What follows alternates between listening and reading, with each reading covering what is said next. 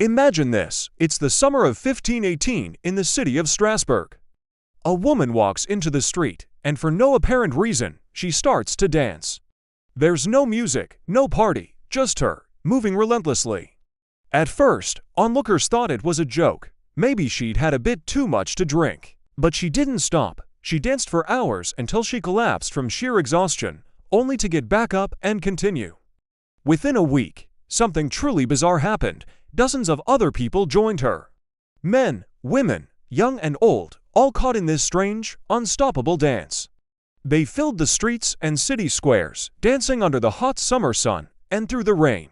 Some were crying as they danced, others screamed, begging for it to stop, but their bodies simply wouldn't obey. It was a terrifying spectacle. The city officials were baffled. They called in doctors who came up with a diagnosis that sounds wild to us today: overheated blood. Their proposed cure was even stranger. They believed the dancers just needed to get it all out of their system. So, they built a massive wooden stage in the middle of the city, cleared open spaces, and even hired musicians to provide a soundtrack to the madness. Their thinking was, let them dance it out, but this solution had the opposite effect. It was like throwing gasoline on a fire. The music seemed to encourage even more people to join the frenzy. Soon, there were hundreds of people dancing uncontrollably. The situation turned tragic. People began to die.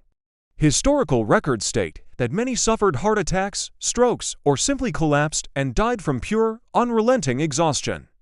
They literally danced themselves to death. Then, just as mysteriously as it all began, it ended. Over several weeks, the dancing slowly subsided, and the survivors stopped.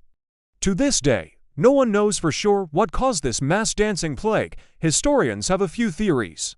One is mass hysteria, a collective psychological breakdown perhaps triggered by the extreme stress, famine, and disease that were common at the time. Another theory points to ergot poisoning, a type of hallucinogenic mold that can grow on rye bread, which was a staple food. But none of these theories perfectly explain what happened. What we're left with is a chilling historical mystery. An entire city that was forced to dance, not for joy, but from some dark, unknown compulsion. It is a powerful and unsettling reminder that the human mind can be a force of its own, sometimes pushing our bodies beyond their limits, without our consent.